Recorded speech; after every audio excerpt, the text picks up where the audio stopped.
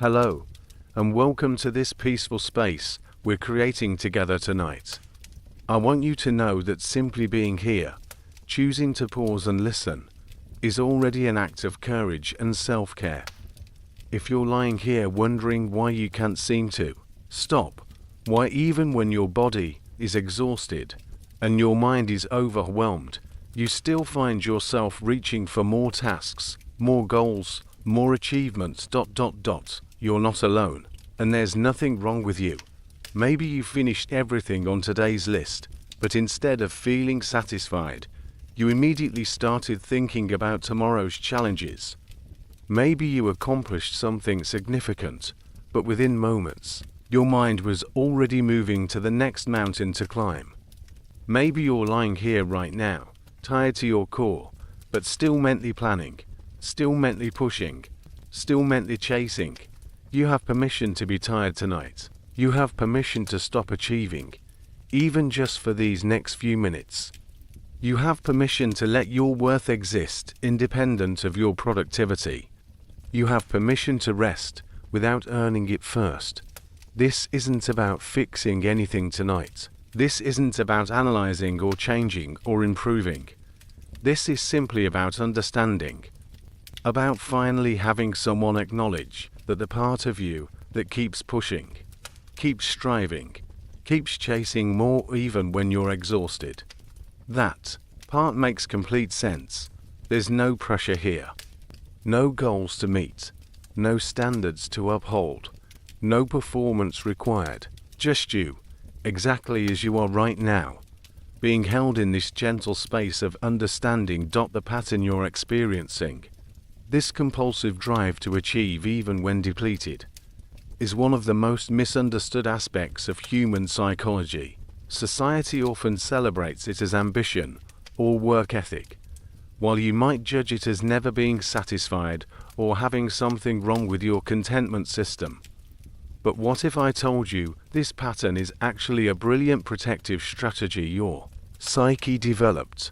What if this relentless pursuit isn't a character flaw, but rather an intelligent adaptation to something you learned early about safety, worth, or belonging? Dr. Carl Jung spoke about how our greatest strengths often contain the seeds of our greatest struggles. The drive that has likely brought you success, recognition, and achievements is the same drive that now won't let you rest. The part of you that ensures you never fall behind is the same part that won't let you ever feel truly caught up.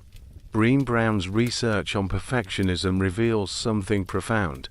The behaviors that look like high standards from the outside are often strategies for avoiding vulnerability from the inside.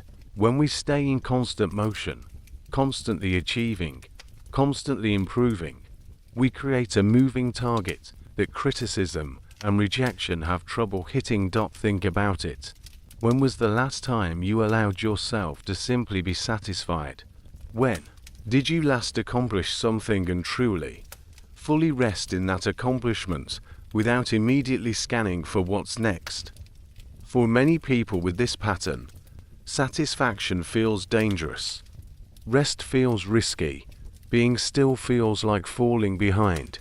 This isn't about laziness versus ambition. This is about a nervous system that learned somewhere along the way that stopping means something bad might happen. That being enough as you are might not actually be safe. That achievement isn't just about external goals. It's about internal survival. You might recognize this in the way you feel anxious during vacations, restless during quiet moments, or guilty when you're not being productive. You might notice it in how other people's relaxation foreign to you, how their contentment seems like a luxury, But here's what's important to understand. This pattern served you. It protected you. It helped you navigate something in your early environment that required constant vigilance, constant improvement, constant proof of your value. That part of you deserves appreciation, not judgment. The exhaustion you feel isn't just physical tiredness from doing too much. It's the soul-deep weariness that comes from never being allowed to arrive, never being permitted to be enough exactly as you are, never getting to rest in the safety of unconditional acceptance. Tonight, we're going to explore this pattern not as something to fix, but as something to finally understand. We're going to meet the part of you that keeps pushing with curiosity other than criticism.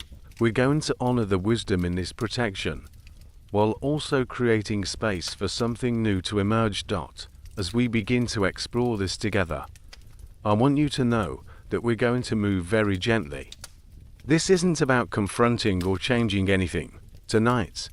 This is about understanding, about recognition, about finally having a conversation with the part of you that has been working so hard to keep you safe. Take a moment now to notice your breathing. You don't need to change it or improve it or make it deeper. Just notice it exactly as it is. Even your breath doesn't need to perform right now. Let your body settle into whatever position feels most comfortable.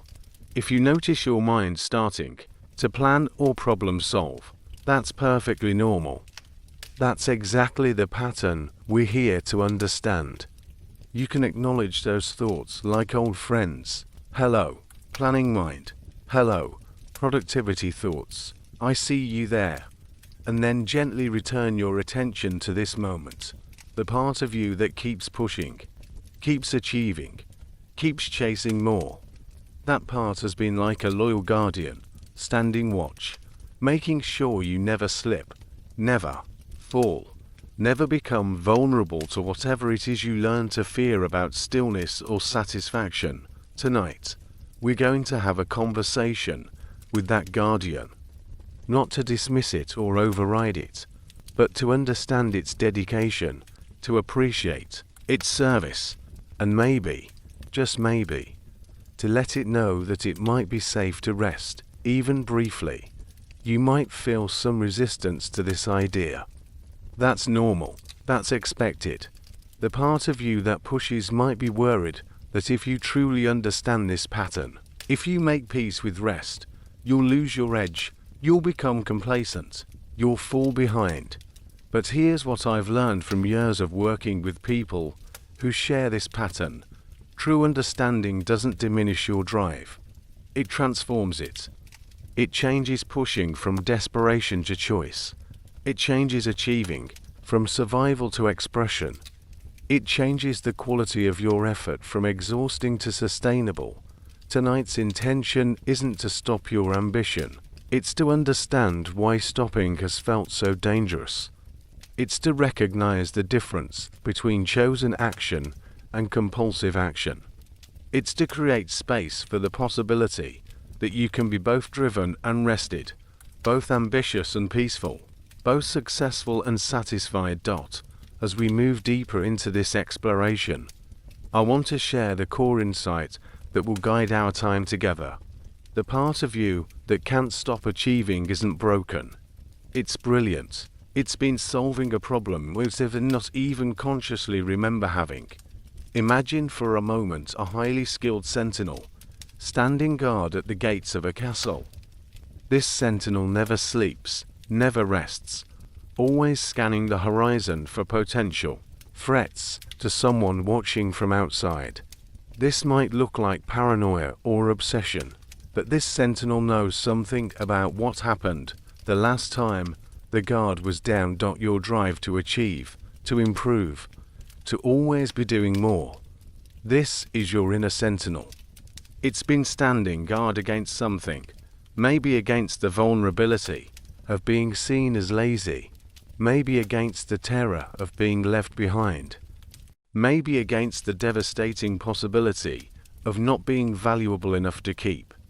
This sentinel learned its vigilance from something real, somewhere in your history, maybe obvious, maybe subtle. There was information that suggested rest was risky. That enough was not actually enough. That love and acceptance was somehow tied to performance and productivity. Tonight, we're going to meet this sentinel with the respect it deserves. We're going to understand the intelligence of its protection, and we're going to explore what might be possible if this part of you felt truly safe to rest, even for a moment. The metaphor that will guide us is that of a master craftsperson who has been working by candlelight for so long, they've forgotten that dawn has broken. The work continues not because it's still dark, but because the craftsperson has become afraid to look up, afraid to trust that the light has changed, afraid to believe that the conditions that required such vigilance might have evolved. You are this craftsperson. Your achievements are the beautiful work you've created. Your exhaustion is the natural result of working by candlelight for so long. And the possibility we're exploring tonight is that it might finally be safe to look up, to notice the light, to trust that your value doesn't depend on maintaining this constant state of productive tension. We're not going to extinguish your drive tonight. We're not going to convince you to be less ambitious or to want less from life. Instead, we're going to explore what your drive might feel like if it came from choice rather than compulsion, from excitement rather than anxiety, from love rather than fear. As we transition into the deeper parts of our exploration, let yourself sink a little further into rest. Let your body begin to understand that for these next few minutes, the sentinel can relax its watch, not forever, not in any way that feels dangerous, but just for now, just for this gentle time of understanding and recognition. The real journey is about to begin. Maybe you've experienced that moment when you finally complete a major project, something you've been working toward for weeks or months. Instead of feeling the satisfaction you expected, instead of that peaceful sense of accomplishment, you find yourself immediately scanning for the next mountain to climb. Within hours, sometimes within minutes, your mind is already identifying what needs to be improved, what's missing, what could be better. You might have noticed this pattern during vacations, that first day of time off, when you're supposed to be relaxing, but your nervous system feels almost agitated by the stillness. You find yourself checking emails just quickly, or making lists of things to tackle when you return, or feeling guilty for not being productive. Other people seem to slip into vacation mode effortlessly, but for you, rest feels like a skill or a quite learned, or perhaps you recognize this in your relationship with weekends. While others talk about lazy Sundays, you find yourself filling every free moment with tasks, errands, projects, or self-improvement activities. The idea of truly doing nothing feels almost frightening. When you do try to rest, your mind starts cataloging everything you could be accomplishing instead. Maybe it shows up in how you respond to compliments about your achievements. When someone acknowledges your success, instead of feeling proud and satisfied, you immediately deflect to what you're working on next, or you minimize the accomplishment by explaining how it could have been better. The praise feels good for a moment, but it doesn't stick. It doesn't fill the space inside you that's always reaching for more. You might have noticed this pattern in your sleep routine. Even when your body is exhausted, your mind continues to race with tomorrow's tasks, next week's goals, or that nagging feeling that you're somehow falling behind. You lie in bed, tired to your core, but unable to give yourself permission to simply rest without mentally preparing for the next day's productivity.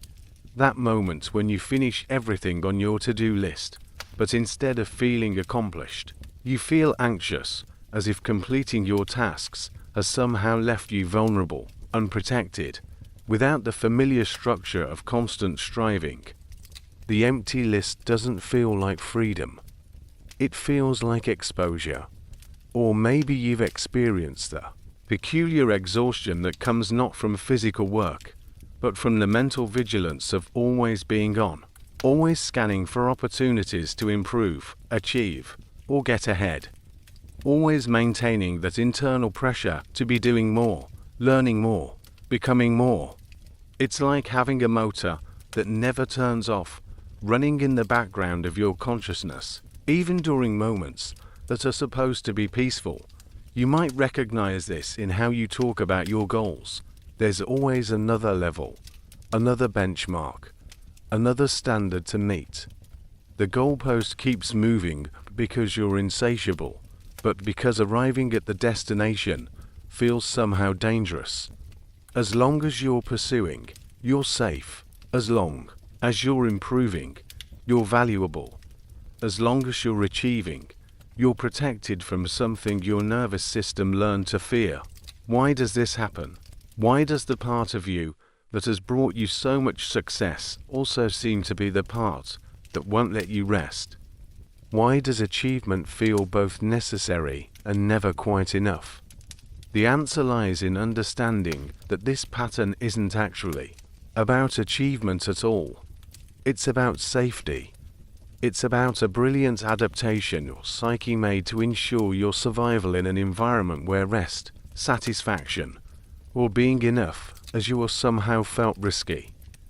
This part of you learned that staying in motion, staying productive, staying one step ahead was the way to avoid something painful. Maybe it was the pain of being seen as lazy or unmotivated. Maybe it was the terror of being left behind or forgotten. Maybe it was the devastating possibility that if you stopped proving your worth, you might discover you don't have any. The exhaustion you feel isn't just tiredness from doing too much. It's the bone-deep weariness that comes from a nervous system that never gets to truly rest, never gets to experience the safety of unconditional acceptance, never gets to discover what it feels like to be valued simply for existing rather than for achieving.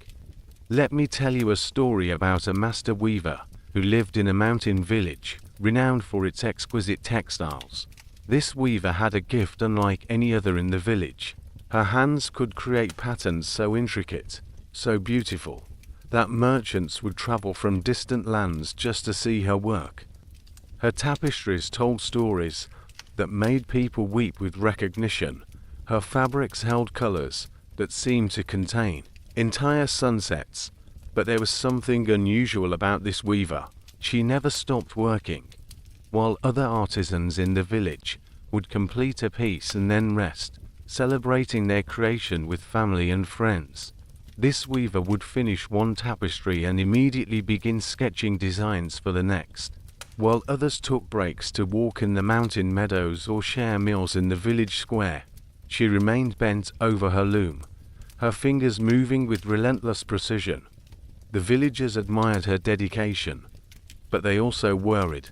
When do you rest? They would ask. When do you simply enjoy what you've created? The weaver would smile and gesture to her work in progress. There's always more to create, she would say. Always another pattern to perfect. Another story to tell.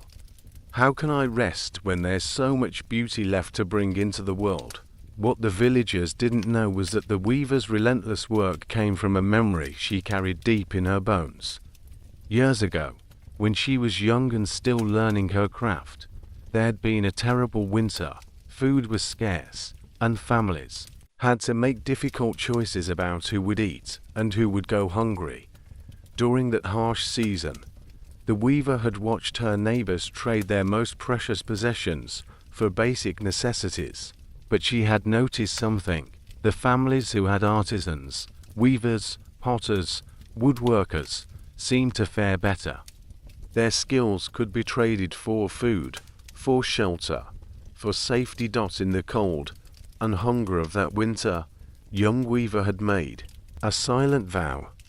She would never again be without the ability to create something valuable. She would never again be vulnerable to the kind of scarcity that had brought such suffering to her community. And so she learned to weave not just with her hands, but with her entire being. She learned to find safety in productivity, security, in skill, worth in the constant creation of beauty. Her loom became her sanctuary. Her work became her protection. Her achievements became her insurance against ever being helpless again. Years passed. The village prospered. The harsh winters became a distant memory. But the weaver's nervous system still remembered the lesson it had learned. Rest was risky. Satisfaction was dangerous. Enough was a luxury she couldn't afford. The other villagers couldn't understand why she wouldn't simply enjoy her success. They couldn't see that for her. Stopping felt like returning to that vulnerable place where survival depended on forces beyond her control. They couldn't comprehend that her relentless creativity wasn't driven by passion alone, but by a protective instinct that had once saved her life. One evening, as the sun set behind the mountains, an old woman appeared at the weaver's workshop. She was bent with age, her hair white as mountain snow, but her eyes held the clarity of someone who had seen many seasons change. "Your work is beautiful," the old woman said, running her fingers over a tapestry that depicted a forest scene so realistic you could almost hear the wind in the leaves. "Thank you," the weaver replied, not looking up from her current project. "But this piece isn't finished yet. And I have 3 more commissioned after this one." The old woman settled into a chair beside the loom, watching the weaver's hands move with their practiced rhythm. "Tell me," she said gently, "when you finish this tapestry, how will you feel?" The weaver paused, her fingers stilling for a moment. "I don't know. I suppose I'll feel ready to start the next one." "And when you finish that one, ready for the one after that?" The old woman nodded slowly. "And when do you feel ... complete?" The word hung in the air like a question the weaver had never allowed herself to ask. Complete. When did she feel complete? "I ... double quotes," the weaver began, then stopped. Her hands, which had been moving constantly, finally came to rest in her lap. "I don't think I ever do." The old woman leaned forward, her voice soft but clear.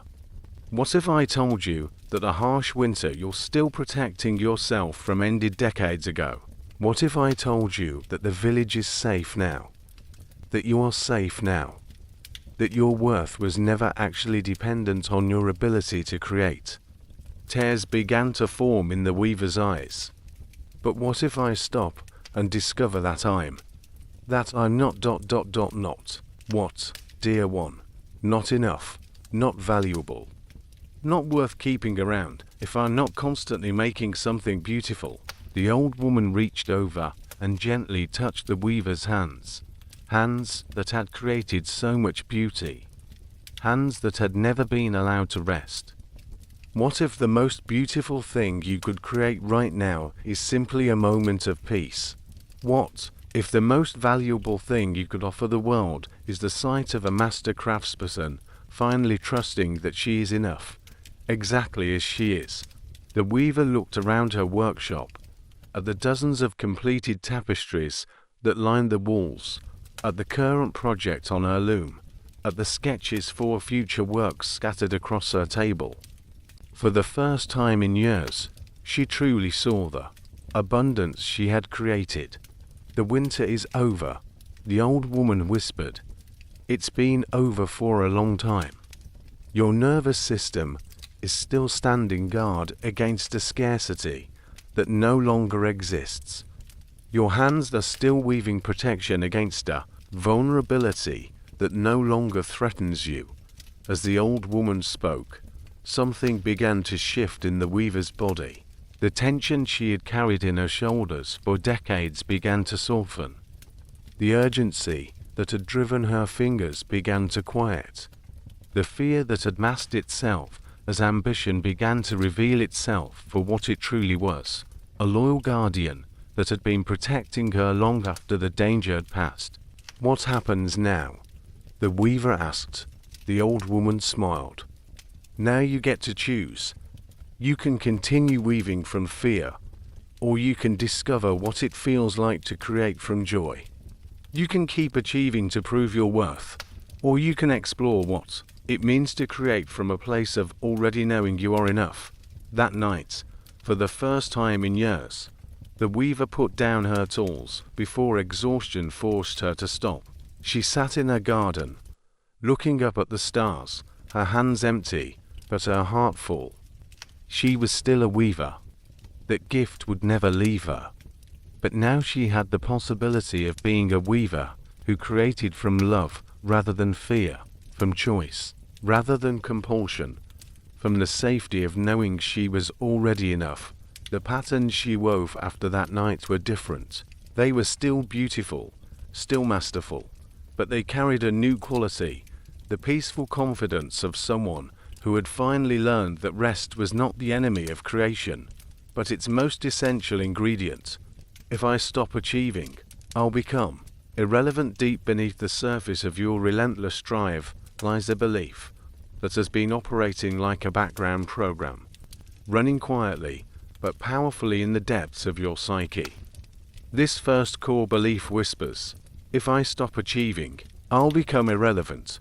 This belief manifests in countless ways throughout your daily life. You might notice it in how you introduce yourself at social gatherings, not with your name alone, but immediately followed by your accomplishments, your role, your latest project. It shows up in the way you feel invisible or anxious when you're not actively working towards something impressive. It appears in that sinking feeling you get when someone else receives recognition for work similar to yours, as if their success somehow diminishes your relevance in the world. Perhaps you recognize this belief in how you respond to retirement conversations, or even just weekend plans. The idea of not having a clear, achievement-oriented purpose feels not restful, but frightening. Who would you be if you weren't actively accomplishing something? What would be interesting about you if you weren't constantly growing, improving, or succeeding? This belief often has its roots in early experiences where your value seemed directly tied to your performance. Maybe you were the child who received the most attention when you brought home good grades, won competitions, or demonstrated special talents. Maybe you grew up in an environment where love felt conditional on achievement, where acceptance seemed to require proof of worthiness. Or perhaps it developed more subtly. Maybe you witnessed a parent's anxiety about their own relevance, their fear of being overlooked or forgotten. Maybe you absorbed cultural messages that suggested your worth was measured by your productivity, your contribution, your ability to stand out in a competitive world.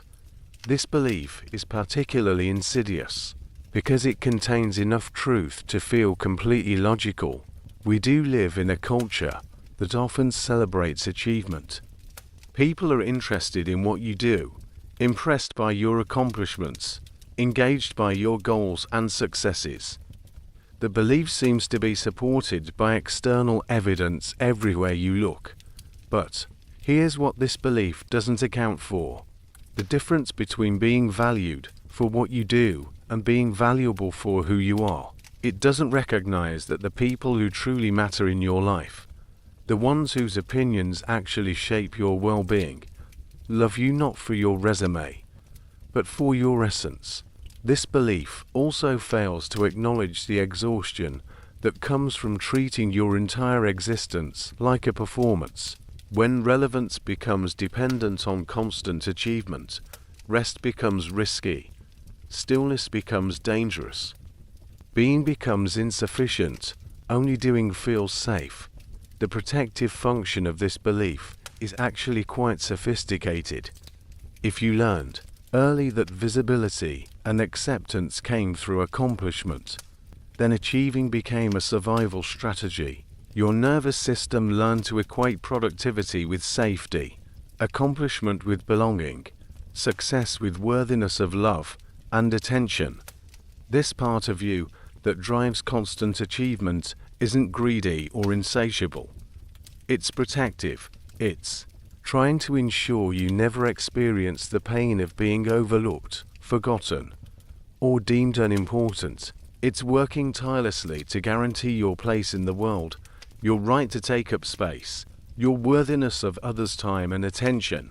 But like our weaver from the mountain village, this protective strategy may be solving a problem that no longer exists with the same intensity it once did. The child who needed to achieve to be seen have grown into an adult whose inherent worth is no longer in question, whose relevance extends far beyond what they produce. The nervous system, however, doesn't automatically update its protective strategies just because circumstances change. It continues to run the programs that once ensured survival, even when survival is no longer threatened in the same way. You might notice this belief becoming particularly active during transitions, times when your usual achievements are temporarily unavailable, during illness, job changes, relationship shifts, or any period when your normal productive capacity is limited. These times can feel extraordinarily threatening, not because you're actually in danger, but because your nervous system interprets the absence of achievement as the beginning of irrelevance. This belief also shows up in your relationship with rest and vacation. If your relevance depends on constant achievement, then periods of non-productivity feel like periods of invisibility. Your nervous system may create anxiety, restlessness, or guilt during times that are supposed to be peaceful, because stillness feels like disappearing.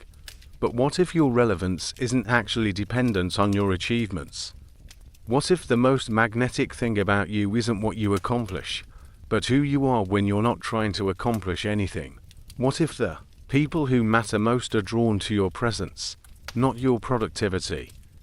This belief has served you well in many ways. It has motivated incredible achievements, pushed you toward excellence, and ensured that you've developed skills and capabilities that have enriched your life and the lives of others. The goal isn't to dismiss this belief, but to update it. Instead of if I stop achieving, I'll become irrelevant.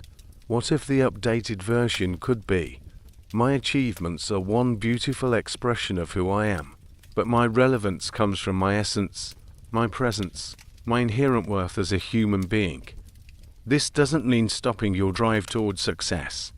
It means transforming that drive from desperate to generous, from fearful to joyful, from protective to expressive. It means discovering what it feels like to achieve from a foundation of already knowing you matter, rather than trying to achieve in order to prove that you matter. If I'm not constantly improving, I'm falling behind. The second belief that fuels your exhausting chase for more operates like a treadmill that never stops, never slows, and never allows you to simply walk at your own pace. This belief insists, if I'm not constantly improving, I'm falling behind. This belief transforms life into a race where the finish line keeps moving, where standing still feels like moving backward, where every moment not spent in growth or advancement feels like a moment lost to the competition. It shows up in your Amazon cart filled with self-help books, your phone loaded with productivity apps, your schedule packed with courses, workshops, and improvement activities. You might recognize this belief in your relationship with social media, where everyone else's highlight reels make your daily reality feel insufficient. It appears in how you consume content, always searching for the next insight, the next strategy, the next level of optimization. It manifests in your inability to simply enjoy a skill already developed without immediately seeking ways to make it better. This belief often has roots in environments where stagnation was genuinely dangerous. Maybe you grew up in a family where financial security required constant hustle, where any pause in advancement meant falling behind on bills, opportunities, or social standing. Maybe you witnessed a parent's career stagnate and absorb the message that professional growth was essential for survival. Or perhaps it developed in academic or competitive environments where your peers were constantly advancing, where being average felt like being invisible, where the message was clear: grow or be forgotten. This belief might have been reinforced by early experiences of being left behind, not making a team, not getting into a program, missing opportunities because you weren't ready or qualified enough. The cultural reinforcement of this belief is everywhere. We live in a society obsessed with optimization, with leveling up, with constant personal and professional development. The message from every corner is that successful people never stop growing, never stop learning, never stop pushing their limits. But here's what this belief doesn't account for: the natural rhythms of human development. Growth isn't linear. It's not constant. It includes periods of integration, rest, consolidation, and even apparent stillness that are actually essential parts of the developmental process. This belief also fails to recognize the difference between growth that comes from inspiration and growth that comes from desperation. When improvement becomes compulsive, when learning becomes frantic, when development becomes driven by fear of falling behind, rather than excitement about possibilities, the quality of growth itself changes. The nervous system manifestation of this belief is exhausting. Your body exists in a constant state of preparation, always ready for the next challenge, the next level, the next improvement. This chronic activation leaves little energy for rest, integration, or simply enjoying where you currently are in your development. You might notice this belief particularly active when you compare yourself to others. Someone else's success doesn't feel inspiring. It feels threatening. Their advancement highlights your areas of stagnation. Their progress becomes evidence that you're not doing enough, not growing fast enough, not keeping up with the pace that life demands. This belief also shows up in your relationship with mastery. Even when you become skilled at something, genuinely competent and capable, there's no pause to appreciate that accomplishment. The focus immediately shifts to the next skill to develop, the next level to achieve, the next area for improvement. But what if falling behind isn't actually possible when it comes to human development?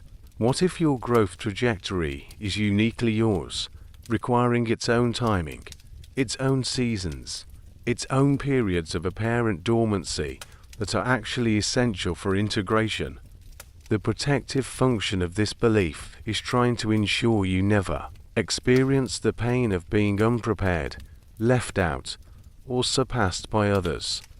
It's attempting to guarantee that you'll always be ready for whatever opportunities or challenges arise. This part of you learned that readiness required constant preparation.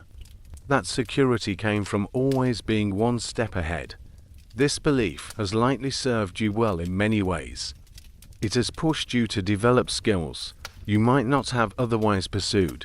It has kept you curious, engaged, and constantly expanding your capabilities. It has probably opened doors and created opportunities that wouldn't have existed without this drive for improvement.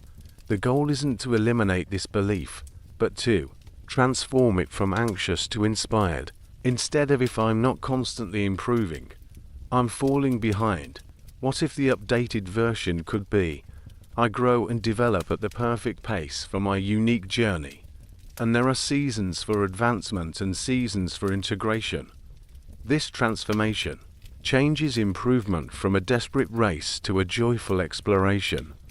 It allows for periods of simply enjoying your current capabilities without the pressure to immediately transcend them. It creates space for the kind of deep, sustainable growth that comes from love rather than fear. You might discover that your most profound periods of growth have actually occurred during times when you weren't actively trying to improve, when you were simply living, experiencing, being present to what was happening in your life. Growth often happens in the spaces between efforts, in the integration periods that this belief has trained you to see as wasted time.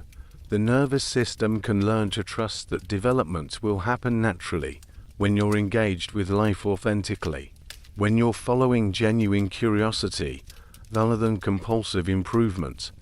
When you're responding to real inspiration rather than imaginary competition, my worth depends on what I produce. At the deepest level of your achievement-driven exhaustion lies perhaps the most fundamental belief of all.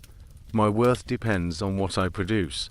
This belief operates like an invisible equation running constantly in the background of your consciousness, calculating your value based on your output, measuring your right to exist based on your contributions. This belief is so core, so fundamental to how you've learned to navigate the world, that it might feel less like a belief and more like a law of nature. Of course, your worth depends on what you produce. How else would worth be determined? What else could possibly make you valuable to the world, deserving of love, worthy of taking up space? You might recognize this belief in the anxiety you feel during sick days, when your body forces you to stop producing, but your mind continues calculating the worth you're losing with each unproductive hour. It shows up in how you feel about accepting help from others, as if receiving without giving back immediately puts you in some kind of deficit, some kind of debt that threatens your worthiness.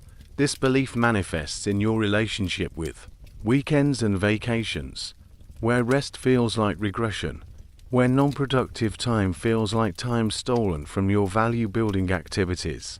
It appears in how you introduce yourself, how you justify your existence, how you measure the success of your days based on what you accomplished rather than how you felt or what you experienced. The origins of this belief often reach back to very early experiences of conditional love and acceptance. Maybe you were the child whose parents' attention and affection seemed directly correlated to your performance. More love when you succeeded, withdrawal when you failed. Maybe you learned that praise, recognition, and positive regard came only after demonstration of achievement, talent, or usefulness. Or perhaps this belief developed in response to family circumstances where everyone's worth was genuinely tied to their productivity. Maybe you grew up in an environment where survival depended on everyone's contribution, where love and resources were scarce and had to be earned through usefulness, where being non-productive was a luxury the family couldn't afford. This belief might have been reinforced by educational systems that reduced your entire complex humanity to grades and test scores, by workplaces that treated employees as human resources, by a culture that asks, "What do you do?" before "How are you?" and judges the answer accordingly. The insidious power of this belief lies in how much external validation it seems to receive. The world does often respond more positively to your achievements than to your being. People are impressed by what you've accomplished, interested in your projects, engaged by your success stories. The correlation between productivity and positive response feels like confirmation that this belief is simply realistic. But this belief creates a devastating internal experience. Your sense of self becomes entirely dependent on external factors. Your worth fluctuates based on your output. Your right to exist feels conditional on your ability to produce. Your love for yourself becomes performance-based, just like the love you learn to expect from others. This belief turns rest into a threatening loss of value. Sleep feels like time subtracted from worth-building activities. Relaxation becomes anxiety-provoking because it represents hours not spent accumulating evidence of your right to exist. Your nervous system interprets non-productivity as a direct threat to your survival, not just financially, but existentially. You might notice this belief particularly active during transitions, illnesses, or any circumstances that temporarily limit your productive capacity. These times don't just feel inconvenient, they feel identity-threatening. Who are you if you're not producing? What's your value if you're not contributing?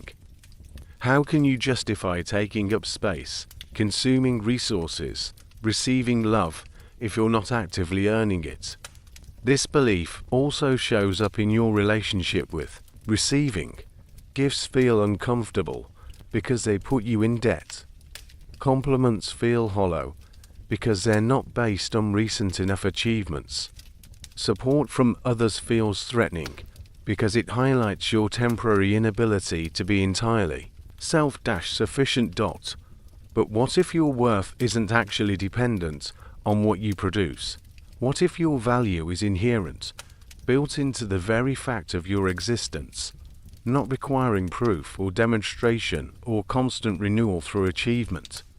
The protective function of this belief was trying to ensure you would never be seen as worthless, never be discarded or abandoned, never be deemed unnecessary. If worth must be earned, then this part of you is going to make sure you earned it thoroughly, consistently, undeniably. This belief has probably motivated incredible achievements in your life.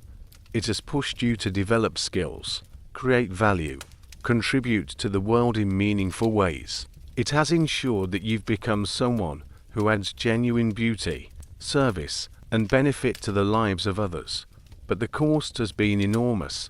The inability to rest in your inherent worth, the constant anxiety about your value, the exhausting pressure to justify your existence through performance, the terror of ever being seen as unproductive. The transformation of this belief doesn't mean becoming lazy or stopping your contributions to the world. It means discovering what it feels like to create and achieve from a foundation of already knowing you're worthy, rather than trying to create and achieve in order to become worthy. Instead of my worth depends on what I produce. What if the updated version could be, my worth is inherent and unchanging, and my productions are generous expressions of my already valuable self?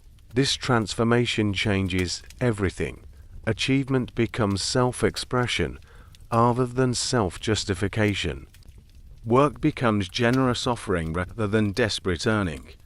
Rest becomes natural restoration rather than value-threatening stillness. Your nervous system can learn that your worth isn't something you achieve.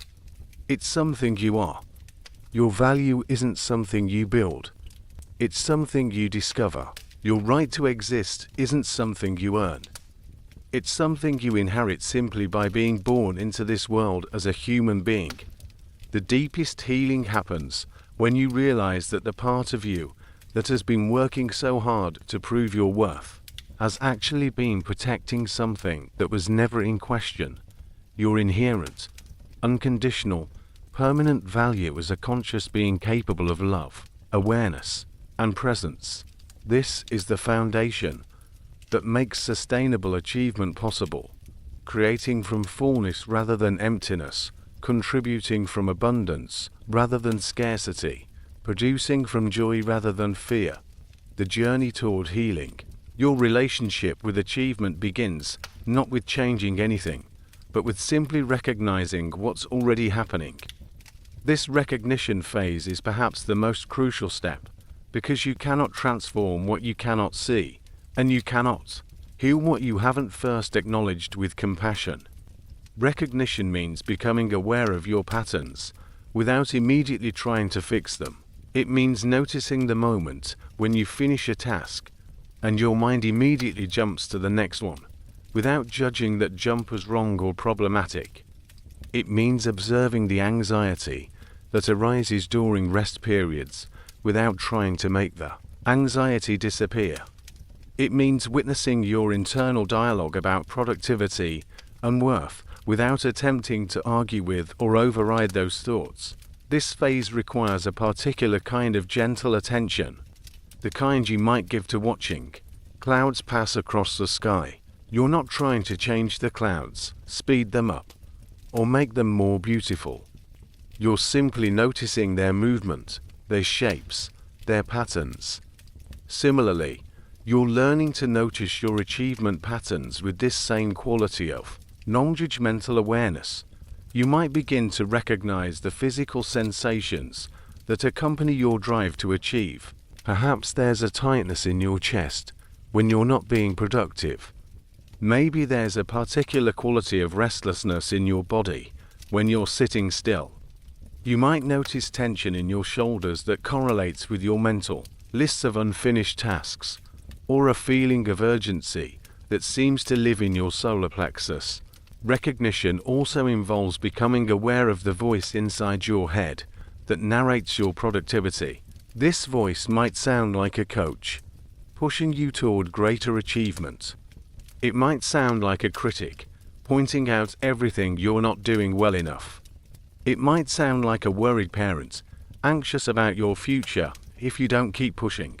Beginning to hear this voice as a voice, rather than as truth, is a profound shift in awareness. You might start to notice the environmental triggers that activate your achievement drive. Perhaps it's checking social media and seeing others' accomplishments. Maybe it's conversations with certain family members or colleagues. It could be specific times of day when your productivity anxiety peaks, or particular settings where you feel the pressure to perform. This recognition phase isn't about gathering evidence against yourself or building a case for how problematic your patterns are. It's about developing a loving, curious relationship with the parts of yourself that have been working so hard to keep you safe and successful. It's about beginning to see these patterns as strategies rather than flaws, as protective mechanisms rather than character defects. The goal during this phase is simply to notice. Notice without fixing. Notice without judging. Notice with the same kindness you might extend to a friend who is sharing their struggles with you. When you catch yourself in the familiar pattern of chasing more despite exhaustion, rather than criticizing yourself for doing it again, you might simply think, oh, there's that pattern. Hello, achievement drive. I see you working so hard to protect me. Recognition also involves acknowledging the cost of these patterns without minimizing their benefits. Yes, your drive has brought you success, accomplishment, and external validation. And yes, it has also brought exhaustion, anxiety, and a chronic feeling of never being enough. Both things can be true simultaneously. The pattern has been both helpful and costly, both protective and limiting. This phase often brings up grief. Grief for the parts of yourself that haven't been allowed to rest. Grief for the childhood that may have required such vigilant productivity. Grief for all the moments of satisfaction that were interrupted by the immediate pressure to do more. This grief is welcome and healing. It's your psyche's way of acknowledging what has been lost to this protective pattern. You might also notice during this phase how automatic these patterns have become. The transition from completion to next task happens so quickly that you usually miss it entirely. The shift from rest to guilt occurs without conscious decision. The move from accomplishment to inadequacy feels instantaneous. Recognition helps slow down these automatic responses enough that you can begin to see the individual components of the pattern. As you develop this capacity for recognition, you may find that the simple act of noticing begins to create small spaces of choice. Not the choice to dramatically change everything, but tiny moments of pause where different responses become possible. Perhaps a micro moment where you rest in completion before moving to the next task. Maybe a brief pause where you question whether you really need to check your email again. Recognition is like developing night vision. Gradually, your eyes adjust to seeing what was always there but previously invisible. The patterns, the beliefs, the protective mechanisms that have been running your life become visible in the gentle light of awareness. And in this visibility, healing becomes possible. Once you can recognize your achievement patterns with clarity, the next phase involves meeting these patterns with compassion rather than criticism. This is perhaps the most challenging aspect of healing for people with your particular pattern, because the same drive that pushes you toward external achievement often includes an internal expectation that you should be able to fix yourself efficiently and completely. Compassion meeting means approaching the parts of yourself that can't stop achieving with the same tenderness you would offer to a beloved friend who was struggling. It means recognizing that these patterns developed for good reasons, served important functions, and deserve appreciation rather than elimination. Consider the part of you that scans for the next task immediately after completing one, rather than seeing this as a problem to solve. What if you could recognize it as a dedicated guardian that has been working tirelessly to ensure you never fall behind, never miss opportunities, never become vulnerable to the pain of being unprepared? This guardian deserves gratitude, not judgment. The internal dialogue of compassion meeting might sound like, "Thank you, achieving part of me, for working so hard to keep me safe. Thank you for all the success you've brought into my life. Thank you for protecting me from the fear of being irrelevant, left behind, or worthless. I see how much you care about my well-being, even when your protection feels exhausting." This conversation with your achieving self isn't just intellectual. It's a somatic practice. As you offer appreciation to this part of yourself, you might notice a softening in your body, a release of tension you didn't realize you were holding. The part of you that has been working so hard to prove your worth can finally receive some of the recognition it has been seeking. Compassion meeting also involves recognizing the younger parts of yourself that first learned these achievement patterns. There may be a child inside you who once learned that love was conditional on performance, that safety required constant vigilance, that worth needed to be earned through productivity. This child deserves not criticism for developing such patterns, but compassion for having to learn such strategies so young. You might imagine speaking directly to this younger self. "I'm so sorry you had to work so hard so young. I'm sorry you learned that your worth depended on what you could produce. You did such a good job figuring out how to be safe and loved. And now I'm here, and I can take care of you. You don't have to keep proving yourself anymore." This internal relationship building often brings up unexpected emotions. You might feel sadness for the parts of yourself that have never been allowed to rest. You might feel anger at the systems or people that taught you such conditional self-acceptance. You might feel grief for the childhood innocence that was interrupted by the pressure to perform. All of these emotions are welcome in the compassion meeting phase. Compassion meeting also extends to your nervous system's responses. When you feel anxiety during rest periods, instead of judging this anxiety as irrational or problematic, you can recognize it as your nervous system's attempt to keep you safe in the way it learned was necessary. "I understand, nervous system, you're worried that if I rest, something bad will happen. Thank you for trying to protect me. Let me reassure you that it's safe to rest right now." This phase often reveals how harsh your internal self-talk has become. The voice that pushes you toward achievement may also be the voice that criticizes you for needing rest, for wanting balance, for being tired. Compassion meeting involves recognizing this harsh voice as another protective strategy. It learned that self-criticism was better than external criticism, that pushing yourself was safer than being pushed by others. You might experiment with changing the tone of your internal dialogue. Instead of "you're being lazy," try "you're tired," and that makes sense. Instead of "you should be doing more," try "you've already done so much today." Instead of "everyone else is more productive," try "everyone has their own pace and challenges." Compassion meeting includes accepting your resistance to this very process. The part of you that drives achievement may resist slowing down long enough to appreciate its function. It may insist that self-compassion is self-indulgence, that understanding your patterns is just another form of procrastination. This resistance is also worthy of compassion. I understand, achieving self. You're worried that if I become too accepting of myself, I'll lose my edge.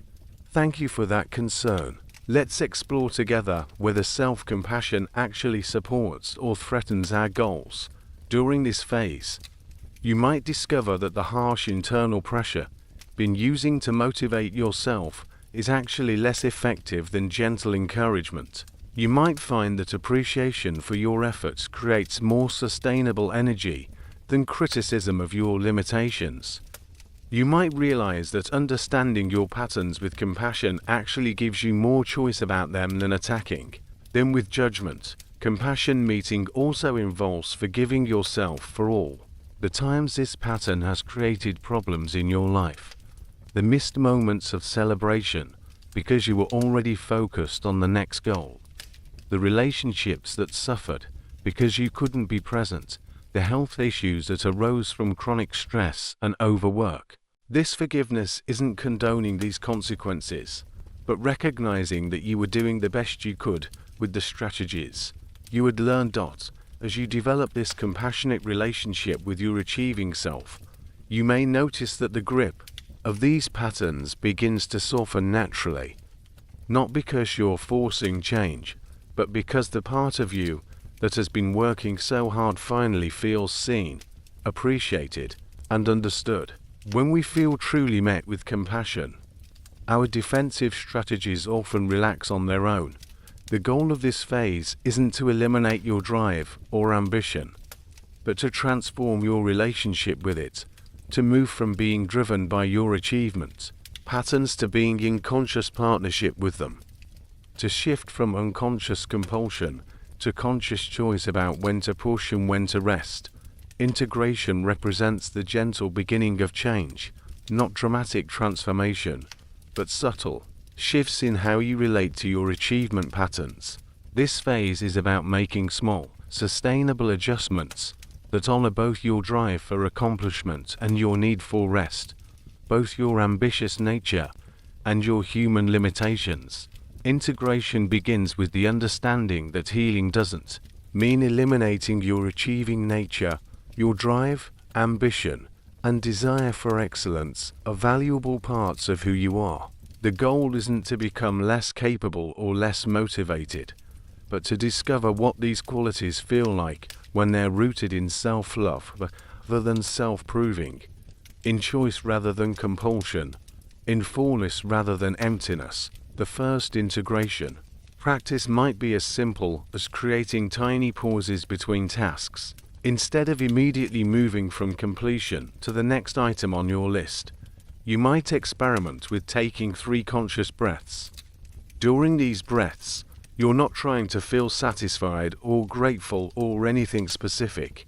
You're simply practicing the radical act of stopping, even briefly, even when there's more to do. These pauses aren't about forcing appreciation or manufacturing contentment.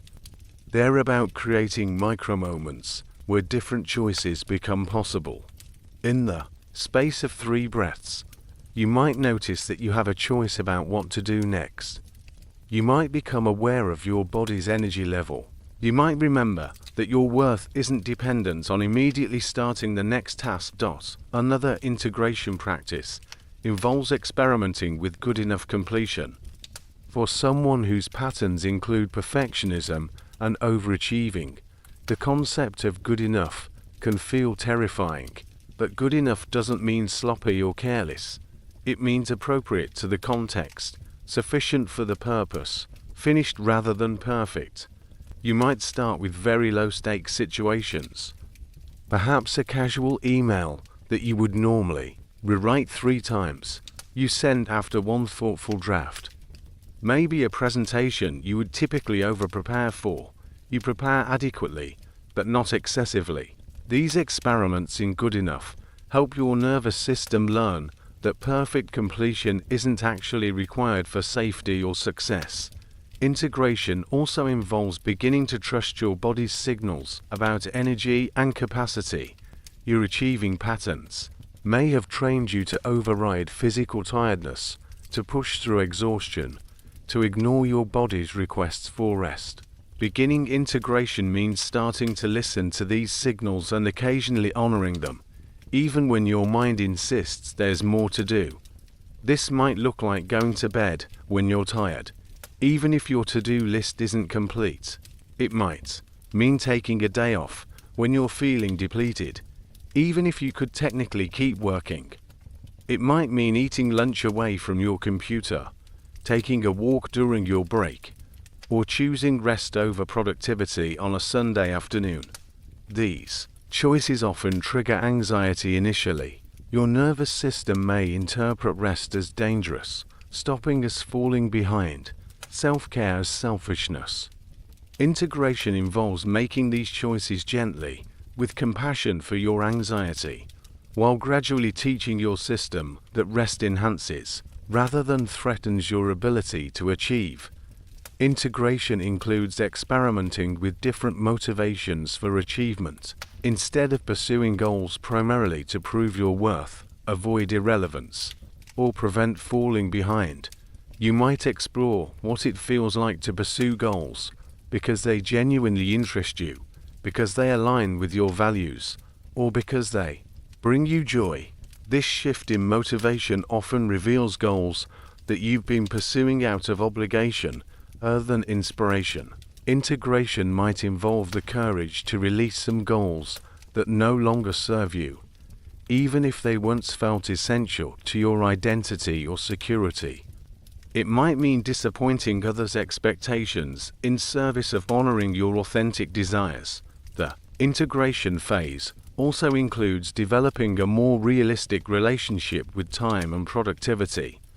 Your achieving patterns may include unrealistic expectations about how much you can accomplish in a day, week, or month. Integration involves beginning to plan more realistically, building in buffer time, and accepting that efficiency has limits. This might mean scheduling fewer commitments, building rest into your calendar as intentionally as you build in work, or accepting that some things will remain undone. For someone whose identity has been built around getting everything done, this practice requires significant courage and repeated self-compassion. Integration involves recognizing that setbacks are part of the process. There will be days when you fall back into old patterns of compulsive achieving, when you ignore your body's signals, when you drive yourself to exhaustion despite your growing awareness. These setbacks aren't failures. They're information about how deeply ingrained these patterns are and how much patience the integration process requires. During setbacks, the practice is to return to compassion and recognition rather than self-criticism. There I go again, pushing myself too hard. That familiar pattern is still strong. What was I afraid would happen if I stopped? What can I learn from this return to old strategies? Integration also includes beginning to communicate differently with others about your needs and boundaries. This might mean saying no to commitments that would overextend you, asking for help when you need it, or explaining to colleagues or family members that you're learning to pace yourself differently. These conversations often feel vulnerable because they require admitting that you have limits, that you can't do everything, that your previous pace may not have been sustainable. For someone whose identity has included being the person who could handle anything, these admissions can feel identity-threatening. The integration phase is necessarily slow and gentle. Dramatic changes often trigger the very anxiety and resistance that the achieving patterns were designed to prevent. Instead, integration happens through accumulated small choices, repeated experiments in doing things differently, and gradual expansion of your comfort zone around rest and imperfection. As integration progresses, you may notice that your achievements begin to feel different. Success that comes from a place of self-love feels more satisfying than success that comes from self-proving. Accomplishments that align with your authentic desires create more lasting fulfillment than accomplishments driven by fear or obligation. The goal of integration isn't to become a different person, but to become more fully yourself, including both your natural drive and your natural need for rest, both your capacity for excellence and your acceptance of imperfection, both your ambitious spirit and your peaceful soul. Your body holds the complete story of your relationship with achievement.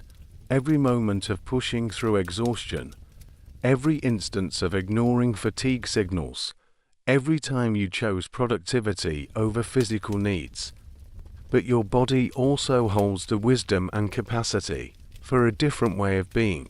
Body-based healing involves learning to partner with your physical self as an ally, creating sustainable patterns of achievement and rest. The nervous system manifestations of chronic achieving often show up as a persistent state of activation. What feels like having a motor running constantly in the background of your awareness. Your sympathetic nervous system, designed for short bursts of high performance, may have become chronically engaged, always preparing for the next task, the next goal, the next level of productivity. You might notice this activation in the quality of your breathing, perhaps shallower than necessary, held high in your chest, rather than flowing deep into your belly. You might recognize it in the persistent tension in your shoulders, as if they're perpetually braced for the next challenge. It might show up as difficulty falling asleep, because your mind won't stop planning, or as waking up already thinking about your to-do list before you fully emerge from sleep. Body-based healing begins with the simple but profound practice of checking in with your physical self throughout the day. This isn't about judging your body's state or immediately trying to change it, but about beginning to notice what's actually happening in your physical experience moment by moment. You might experiment with setting gentle reminders to pause and ask your body, "How are you right now?" Notice if there's tension anywhere. Notice the quality of your breathing. Notice your energy level. Notice if you're holding yourself in a particular way that suggests preparation for action even when action isn't required. One of the most powerful body-based practices for healing achievement exhaustion is learning to distinguish between nervous system activation that serves you and activation that's become habitual. There are times when increased alertness and energy genuinely supports your goals. There are also times when your nervous system is activated out of habit, running old programs that are no longer necessary for the current situation. Breathing becomes a bridge between automatic activation and conscious choice. When you notice your system running in high gear unnecessarily, you might experiment with extending your exhales slightly longer than your inhales. This simple adjustment signals your vagus nerve to activate your parasympathetic nervous system, your rest and digest response. You don't need to breathe perfectly or follow a complicated breathing protocol. Simply noticing your breath and occasionally offering it a little more space to flow can begin to create gaps in the constant activation that fuels compulsive achieving. Body-based healing also involves reconnecting with physical pleasure and comfort that isn't tied to productivity. Your achieving patterns may have trained you to experience physical comfort as earned rather than inherent, deserved rather than natural. You might experiment with simple physical pleasures that require no justification: a warm bath when you haven't earned it through a productive day, comfortable clothes that serve no purpose other than feeling good, or food that you choose based on what your body actually wants rather than what fits your productivity schedule. The practice of embodied rest is particularly important for healing achievement exhaustion. This goes beyond simply stopping activity. It involves allowing your nervous system to truly settle, to move from doing mode into being mode. You might experiment with lying down without any agenda, sitting in nature without purpose, or engaging in gentle movement that has no goal other than feeling good in your body. During these experiments in embodied rest, you'll likely encounter the resistance that has kept your achieving patterns in place. Your mind may generate urgency about tasks that need completing. Your body may feel restless or agitated when not in productive motion. This resistance isn't a problem to solve. It's information about how deeply your nervous system has learned to associate stillness with vulnerability.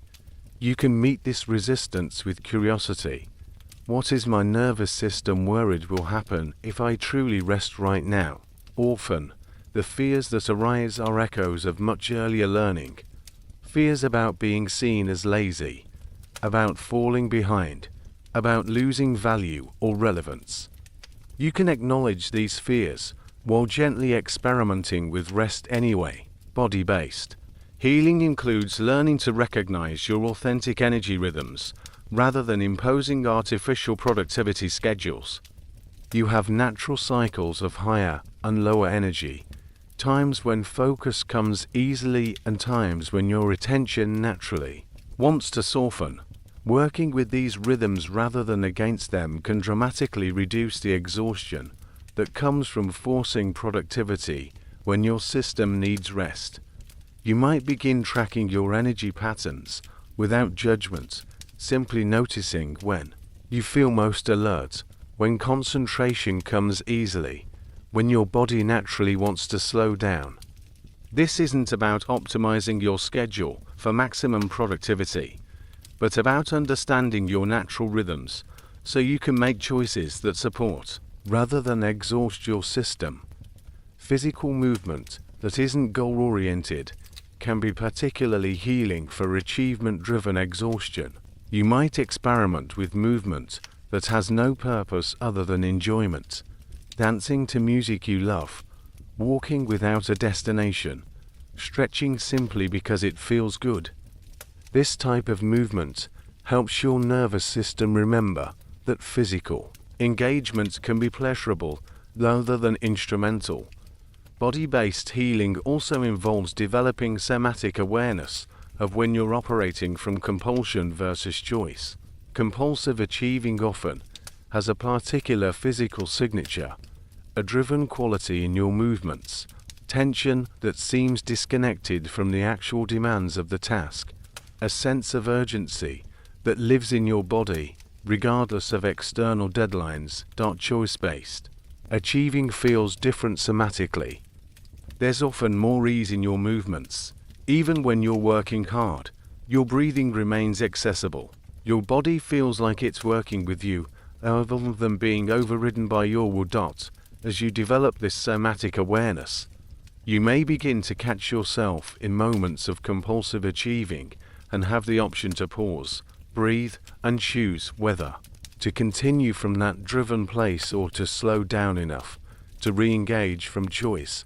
The goal of body-based healing isn't to become someone who doesn't achieve or work hard, but to become someone whose achievements flow from a nervous system that feels safe to rest when rest is needed and energized when action is called for. Your body can become a trusted ally in creating sustainable patterns of productivity and restoration. As you begin to heal your relationship with achievement, you may discover that your relationships with other people also begin to shift. This happens because your achieving patterns likely influence how you connect with others, how you give and receive support, and how you navigate the complex dynamics of interdependence that characterize healthy human relationships. Many people with achievement-driven exhaustion have learned to relate to others, primarily through usefulness. You might be the person others turn to when they need something accomplished, the reliable one who can always be counted on to deliver, the problem solver who finds worth through being helpful. While these qualities are genuinely valuable, when they become the primary basis for relationship, they can create exhaustion and resentment. As you begin to explore resting in your inherent worth rather than earned worth, you may notice anxiety about how this change will affect your relationships. What if people don't find you as interesting if you're not constantly achieving? What if your value to others diminishes if you're not always available to help? What if saying no to requests threatens your connections with people you care about? These fears make complete sense if your early relational experiences taught you that love and acceptance were conditional on performance, helpfulness, or achievement. The thought of risking relationships by changing these patterns can feel genuinely threatening to a nervous system that learned to equate usefulness with belonging. The integration process involves gradually experimenting with relating to others from your being rather than just your doing. This might begin with small experiments in sharing your authentic experience rather than your accomplishments. Instead of leading conversations with what you've achieved recently, you might experiment with sharing how you're feeling, what you're noticing, or what you're curious about. You may discover that people are actually drawn to your presence and authenticity in ways that feel surprisingly satisfying. Relationships that are based on mutual recognition of inherent worth rather than mutual usefulness often feel more nourishing and sustainable, even if they feel more vulnerable initially. As you begin to set boundaries around your achieving patterns, you'll likely need to navigate others' responses to these changes. Some people may be confused or even resistant when you start saying no to requests, when you stop being available at all hours, or when you prioritize rest over productivity. These responses aren't necessarily personal. They may reflect others' own anxiety about achievement and rest. You might encounter family members who become concerned when you start working less or taking more time for yourself. Their worrying may come from genuine care, but it might also reflect their own beliefs about productivity and worth. Friends or colleagues might express surprise when you decline invitations to work on additional projects, or when you leave social gatherings to get adequate sleep. Learning to navigate these responses with both compassion and clarity becomes part of the healing process. You can acknowledge others' concerns while maintaining your commitment to sustainable patterns. You might say something like, "I understand you're worried about me working less. I'm actually learning to work in a way that's more sustainable for my long-term health and effectiveness." Some relationships may require more significant adjustments as you change your achievement patterns. Relationships that were primarily based on your usefulness may feel strained as you become less available for constant helping. Professional relationships that depended on your willingness to consistently overextend may need renegotiation. This process, while sometimes challenging, often reveals which relationships have solid foundations beyond your productivity. You may discover that the people who truly care about you are actually relieved when you start taking better care of yourself, even if they initially express concern about the changes.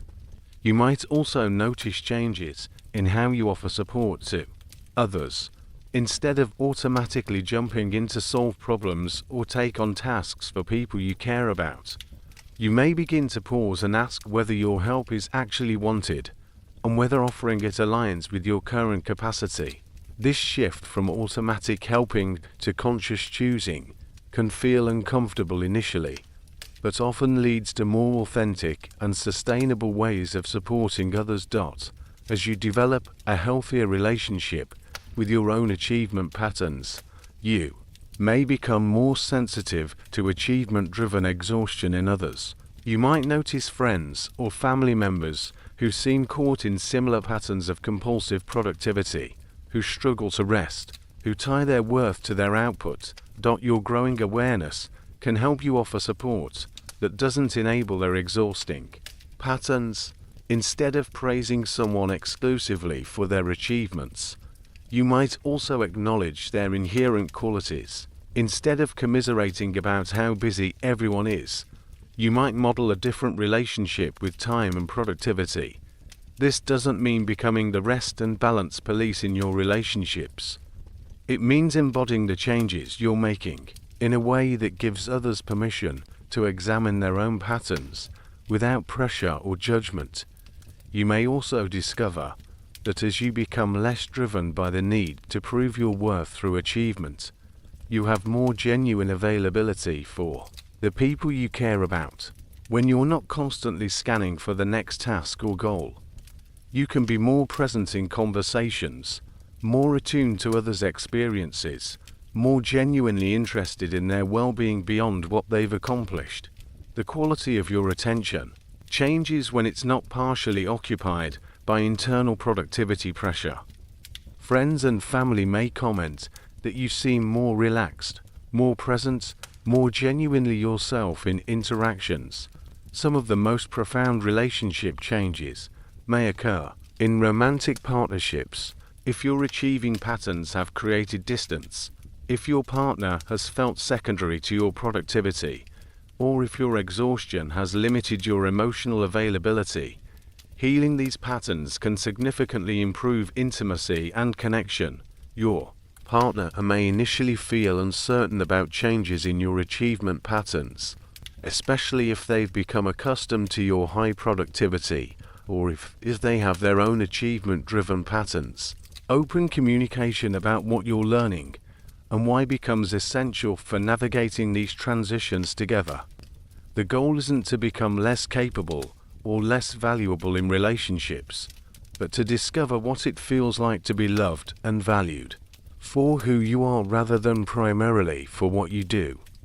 This shift can create space for relationships that are based on mutual care, shared joy, and authentic connection rather than mutual productivity or usefulness, transforming your relationship with achievement from compulsive to conscious requires practical integration into the specific rhythms and demands of your daily life. This integration isn't about implementing a perfect system or following rigid rules, but about developing flexible practices that help you navigate real-world challenges while honoring both your ambitions and your human needs. Morning practices become particularly important because they set the tone for how you'll relate to productivity throughout the day. Instead of immediately reaching for your phone to check emails or starting mental planning for the day's tasks, you might experiment with beginning your morning from a different place. This could be as simple as taking 5 conscious breaths before getting out of bed, asking your body how it feels this morning, or setting an intention for the day that includes both what you hope to accomplish and how you want to feel while accomplishing it. The goal isn't to add another task to your morning routine, but to create a moment of conscious choice about how you want to engage with the day ahead. You might experiment with morning practices that help you remember your inherent worth before engaging with your to-do list.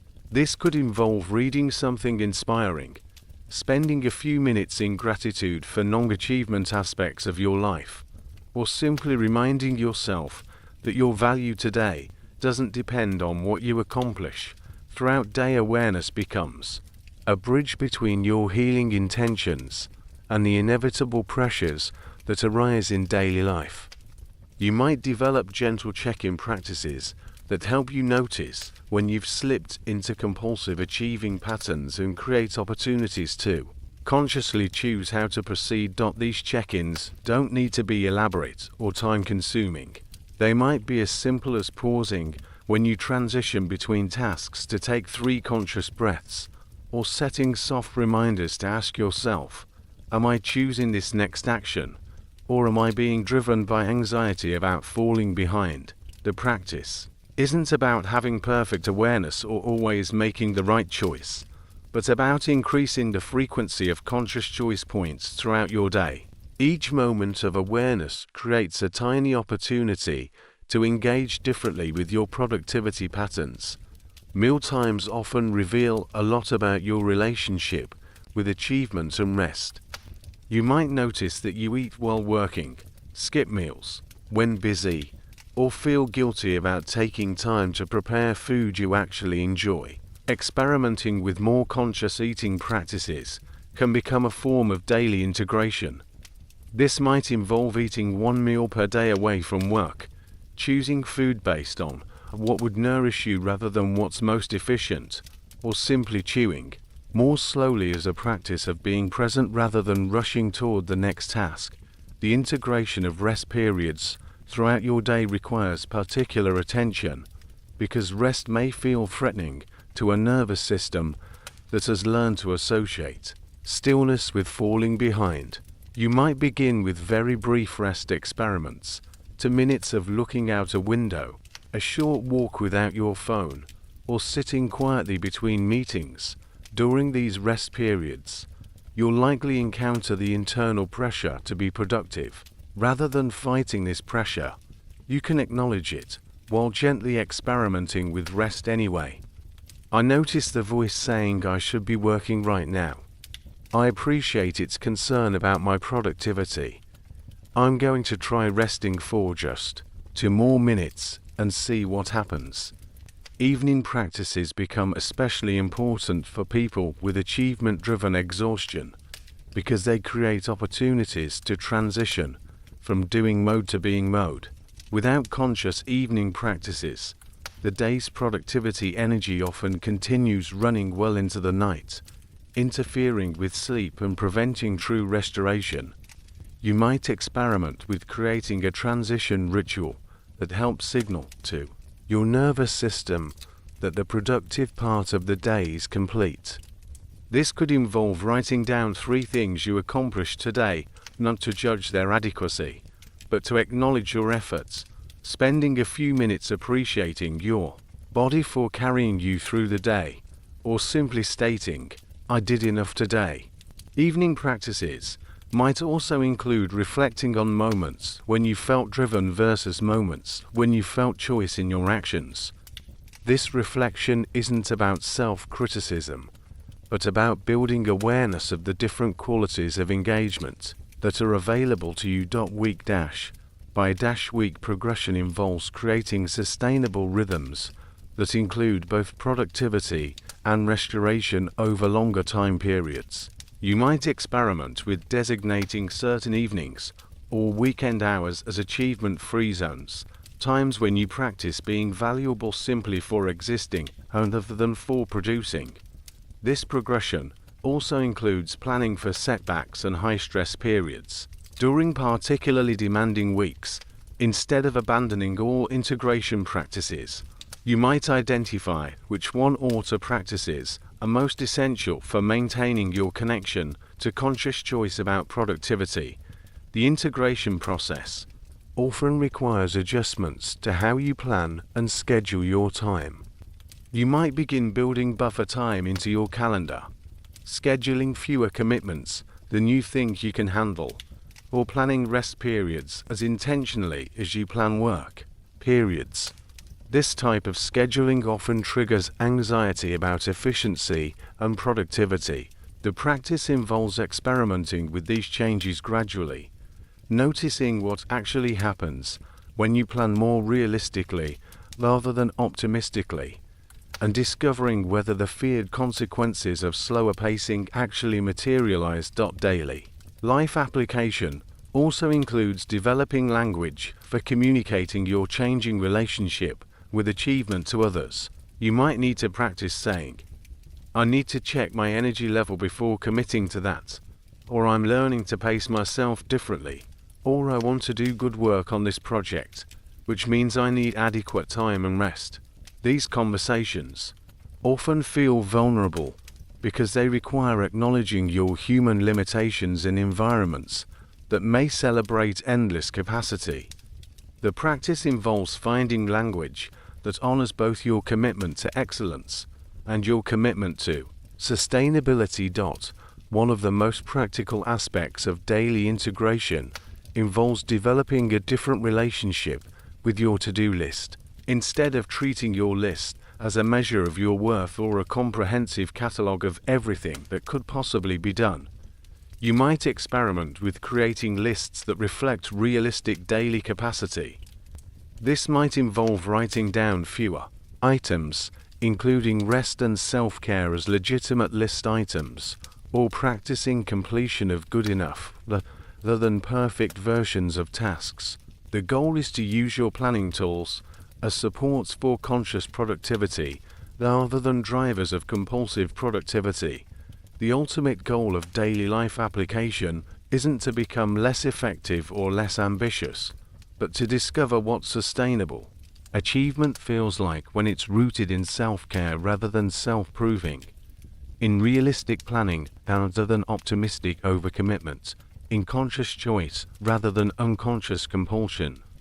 As these practices become more integrated into your daily rhythms, you may discover that you accomplish as much or more than before, but with significantly less exhaustion and anxiety. The quality of your work often improves when it comes from a nervous system that feels safe to rest when rest is needed.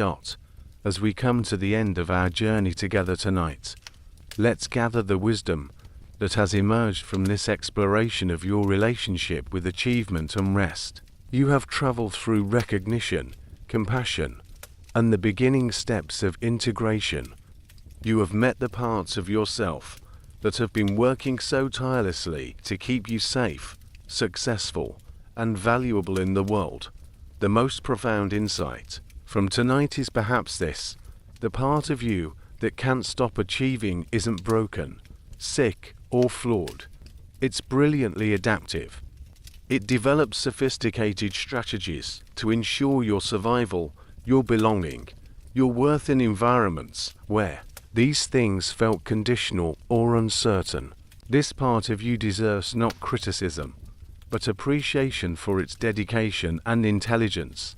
You've discovered that your exhausting chase for more stems from 3 core beliefs that once served protective functions: the belief that stopping achievement leads to irrelevance, the belief that constant improvement is necessary to avoid falling behind, and the belief that your worth depends on what you produce. These beliefs made perfect sense in the contexts where they developed, and they've likely brought you genuine success and accomplishment. The transformation isn't about eliminating these beliefs or the drive they've created, but about updating them to reflect your current reality and expanded understanding. You can be both ambitious and restful, both achieving and satisfied, both productive and inherently valuable. These aren't contradictions. They're the integrated wholeness of a human being who has learned to create from fullness rather than emptiness. Tonight, you've begun to understand that sustainable achievement flows from a nervous system that feels safe to rest when rest is needed and energized when action is called for. You've explored what it might feel like to pursue goals from excitement rather than anxiety, from choice rather than compulsion, from love rather than fear. This wisdom doesn't require you to become someone different. You don't need to lose your edge, your ambition, or your capacity for excellence. Instead, you're discovering what these qualities feel like when they're rooted in self-acceptance rather than self-proving, in realistic assessment rather than harsh judgment, in conscious choice rather than unconscious compulsion. The master weaver from our story learned that her most beautiful creations came not when she was desperately weaving against the memory of scarcity, but when she was peacefully creating from the security of knowing she was already enough. Your achievements, too, can become expressions of your inherent worth rather than attempts to establish that worth. You've learned that your nervous system can be retrained to recognize the difference between old threats and current safety, between protective vigilance that serves you and habitual activation that exhausts you. Your body can become an ally in creating sustainable patterns of productivity and restoration. In your relationships, you've seen how healing your achievement patterns can actually enhance your connections with others. When you're not constantly proving your worth through productivity, you have more genuine attention available for the people you care about. When you value yourself for who you are rather than what you do, you can offer others that same unconditional recognition. The daily practices you've explored tonight, the conscious breathing, the gentle check-ins, the experiments in rest, the realistic planning, these aren't additional burdens to perfect. They're invitations to gradually, gently, experiment with different ways of being in the world. They're opportunities to discover what sustainable achievement feels like in your unique life circumstances. Perhaps most importantly, you've learned that healing happens in the spaces between efforts, in the integration periods that your old patterns might have labeled as wasted time. Change doesn't require force or urgency. It unfolds naturally when you create conditions of safety, understanding, and patience with yourself. The exhaustion you've been carrying isn't a sign that you're doing life wrong. It's information about patterns that once served you well, but may now be ready for gentle updating. Your tiredness is your system's way of asking for a more sustainable relationship between effort and rest, between achieving and being. You have everything you need to continue this healing journey.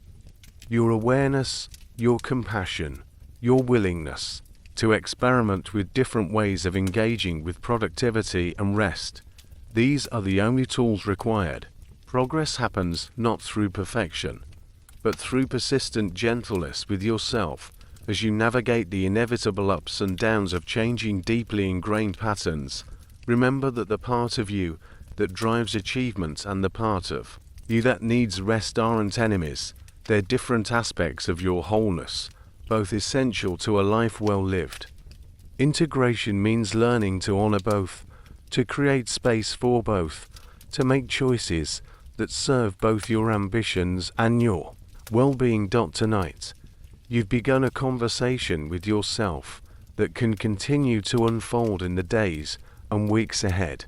Every moment of recognition, every instance of self-compassion, every small experiment in conscious choice contributes to the gradual transformation of patterns that have been with you for so long they feel like identity itself. Now, as we prepare to let sleep embrace you, let's allow everything we've explored tonight to settle gently into your awareness, like sediment finding its natural resting place at the bottom of a clear lake. Your nervous system has been so patient tonight, allowing you to explore these deep patterns while maintaining the openness needed for true understanding. Thank your nervous system now for its willingness to consider new possibilities, for its openness to the idea that rest might be safe, that worth might be inherent, that stopping might not mean falling behind. Let your breathing soften now, letting go of any need to control or direct it. Your breath knows how to flow without your management, just as your worth exists without your constant proving, just as your value is present without your endless achieving. Each exhale can carry away any remaining tension from the day's productivity pressures. Each inhale can bring in the peace of knowing you are enough, exactly as you are right now. Notice how your body is supporting you as you rest. Your muscles don't need to stay ready for the next task. Your shoulders can release the vigilance they've been carrying. Your jaw can soften, releasing any tension held from pushing through. When you are tired, your entire body has permission to remember what it feels like to simply be, without any performance required. The achieving part of you is still regenerating thoughts about tomorrow's tasks, next week's goals, or projects that need attention. This is natural and expected.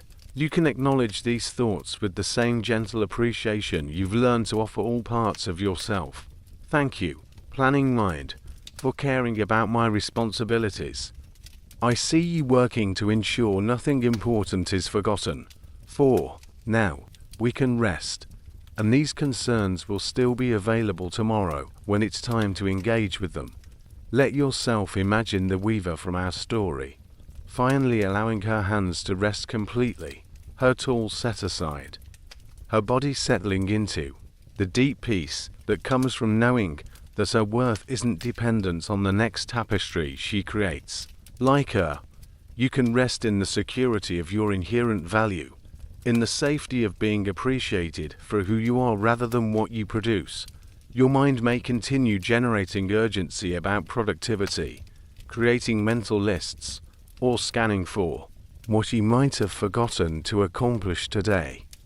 This mental activity is like the last ripples on a pond after a stone has been thrown. Natural movements that will settle on their own as you continue to rest. You don't need to fight these thoughts or judge them as problems. They're simply the familiar patterns doing what they've always done. You can let them arise and pass like clouds, moving across the sky of your awareness, neither pushing them away or following them into planning mode. As you sink deeper into rest, let yourself feel appreciation for all the ways your drive and ambition have served you, your achievements, your capabilities, your dedication to excellence. These are genuine gifts you bring to the world. Tonight, you're not losing these qualities. You're discovering what they feel like when they're rooted in self-love rather than self-doubt, in choice rather than compulsion. Imagine your nervous system gradually learning to trust that rest enhances, rather than threatens your ability to achieve. Picture your body remembering that restoration is not the enemy of productivity, but its most essential foundation. See your mind beginning to understand that satisfaction doesn't make you complacent, it makes you sustainable. Let your entire being settle into the revolutionary idea that you don't have to earn your right to rest. You don't need to achieve a certain amount today to deserve sleep tonight. You don't have to be productive enough to justify taking up space in this bed, in this world, in this moment of peaceful existence. Feel the weight of your body sinking into the support beneath you, just as you can sink into the support of knowing your worth is established, permanent, unshakable. The mattress doesn't require you to prove yourself worthy of its support. It simply offers itself freely. Similarly, your value doesn't require constant demonstration. It simply exists, freely given, unconditionally present. As sleep begins to approach, you might notice the achieving part of you trying to plan or prepare for tomorrow. You can gently redirect this energy. Tomorrow will have its own rhythm, its own choices, its own opportunities to practice conscious productivity and conscious rest. Tonight, my only task is to sleep peacefully. Let yourself feel gratitude for this time of exploration and recognition. You've had the courage to examine patterns that have been so automatic they felt like identity itself. You've approached your exhaustion with curiosity rather than judgment. You've begun to imagine what life might feel like when achievement flows from fullness rather than emptiness. Your dreams tonight may reflect this new understanding, weaving together images of productive effort and peaceful rest, of ambitious goals and satisfied completion, of striving and arriving existing in perfect harmony. Trust your unconscious mind to continue this integration work while you sleep, to help you embody what you've learned tonight. Feel your breathing becoming slower, deeper, more rhythmic as your body remembers its natural capacity for restoration. Your heart rate is settling into the peaceful rhythm of rest. Your muscles are releasing the readiness they've held all day. Your entire system is shifting from doing mode to being mode, from performance to presence. You are enough right now, in this moment, without achieving anything more, without improving anything, without producing anything. You are completely, perfectly, eternally enough. Let this truth sink into your bones, into your breath, into the very core of your being.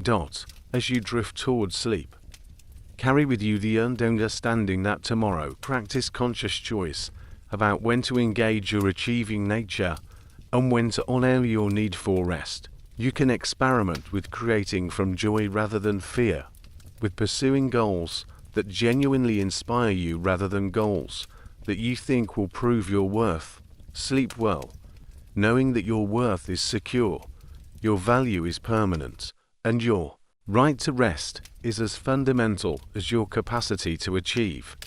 Let sleep restore you completely, preparing you for a tomorrow where productivity and peace can coexist in perfect, sustainable harmony. Rest now. You have done enough. You are enough. Sleep peacefully.